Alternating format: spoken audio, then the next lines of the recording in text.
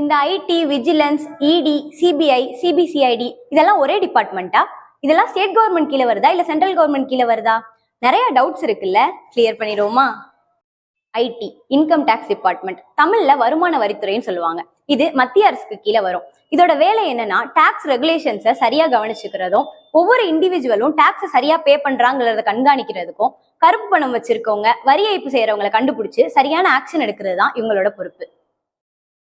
Vigilance, லஞ்ச ஒழிப்புத்துறை, இது மாநில அரசுக்கு கீழே வருது. இவங்களோட வேலை என்னன்னா அரசு துறைகள்ல நடக்கிற முறைகேடுகளை கண்டுபிடிச்சு, குறிப்பா அரசு ஊழியர்கள் தன்னோட பதவியை தப்பா யூஸ் பண்ணி லஞ்சம் வாங்குறது மாதிரியான விஷயங்களை கண்டுபிடிச்சு அவங்களுக்கு சரியான தண்டனை வாங்கி தரதுதான் இவங்களோட வேலை. இடி, என்போர்ஸ்மெண்ட் டைரக்டரேட், அமலாக்கத்துறைன்னு சொல்லுவாங்க.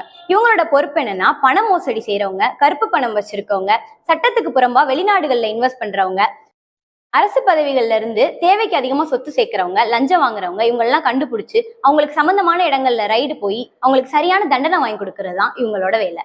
இது மத்திய நிதி அமைச்சகத்துக்கு கீழே வருது.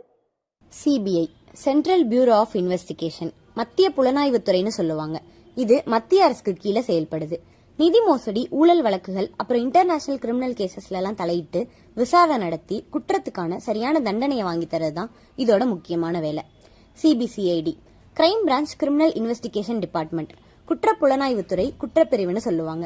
இது மாநில அரசின் கீழே இயங்குது.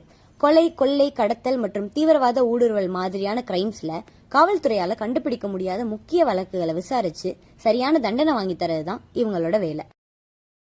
என்ன சந்தேகம் கிளியர் ஆயிடுச்சா?